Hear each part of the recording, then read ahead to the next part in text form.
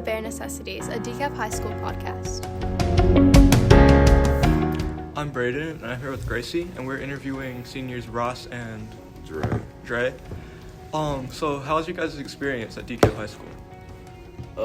It's been pretty fun, honestly. I'm ready for this year. Honestly, I just got to DCAP recently last year, probably towards the end of the year, but so far it's been fun. The people have been cool. I ain't really had no problems. They're very funny people down here. I just moved here this year, so For real. yeah. So do you guys have any advice or anything you'd like to give to underclassmen? Definitely try to have as much fun as you can, but try to stay cool with it. Yeah, what he said. Try to have as much fun as you can and watch out for fake people. Yeah. It's going to be a lot of fake people Be in high school. responsible, for sure. Definitely be responsible. So what do you guys plan on doing after DCAP? Well, after DCAP, I plan on going to college in New Hampshire. That is a far drive, but I plan on playing football down there for a college team. I forgot what they were called. They did to me. But anyways, yeah. And study physiology. I think that's what it is. Be in college for 4 years. Hopefully, I don't have to do that and I go to, the NFL. But if I don't, I plan on creating e-commerce business dealing with skincare. And if that doesn't work out, I have a plan C, which is creating a clothing brand. If that doesn't work out, I have a plan D, which is Working McDonald's. working McDonald's. What about you? Well, I plan on going to Okmulgee and doing my getting my HVAC license and starting that. I also have a couple cows and doing some investment stuff. And if plan D doesn't work out, I'm going to go with Ross and sell some cows. Yeah. So sounds very prepared. Thank you guys. Please pardon this interruption for the announcements. There is a football game tonight, Thursday, August 18th at DCAP Bears Stadium versus Queen City. Come out and support our Bears football team. Friday, there is always a volleyball game at Avery High School starting at 4:30.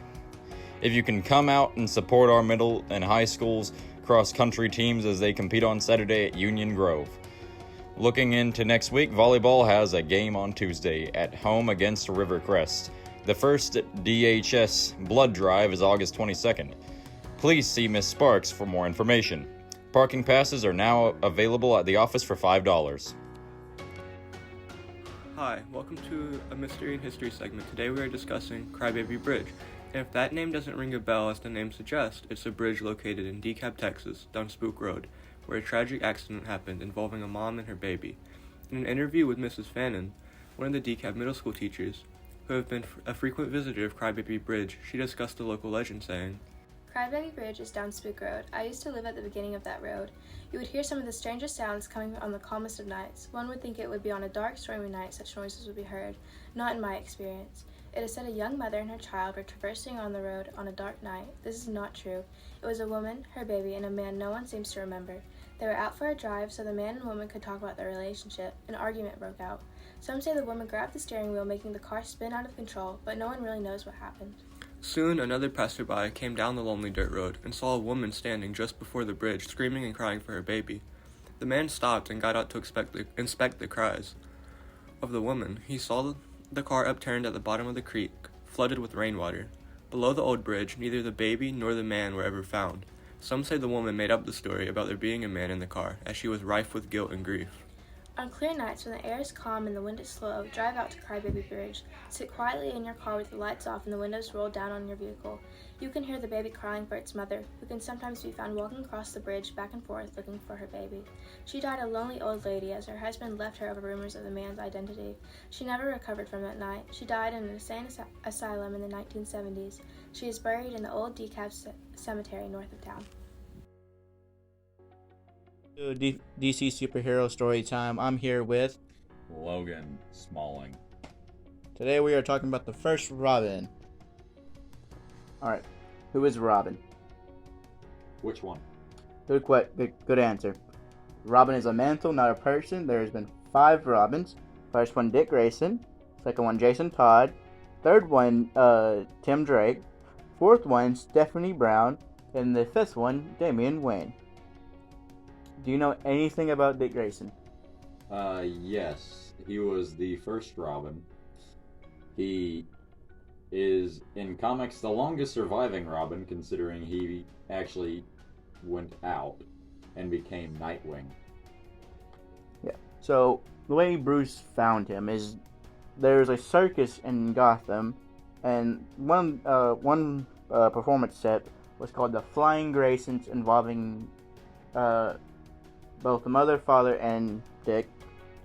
But they didn't pay off the mafia to quote-unquote protect them, so they altered their equipment, and the Flying Graysons did not perform with a safety net, therefore leading to their downfall and death.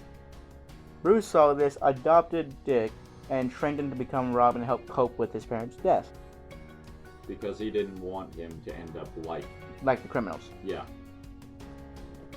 And then he, as Robin with Bruce, he doesn't stand out, but he is known as the very first Robin. But then it's only when after he leaves Bruce is when he starts to truly shine. First, leading the Teen Titans, a group of teenage superheroes who have no idea how to truly control their powers yet. Also coexist with the Young Justice. Yeah. Then after leaving the Teen Titans, he becomes his own independent superhero known as Nightwing. And he goes on to help Gotham. He does actually occasionally go visit the Batcave and the other Bat family. Yeah. Bat family being the term of every Robin and Batgirl, Batman variant at the current time. And a lot of comics normally has him in a relationship with Starfire pretty often. Yeah. It's pretty canonical that Starfire and Dick Grayson are a couple. Thank you for listening. We hope you join us next time on The Bare Necessities.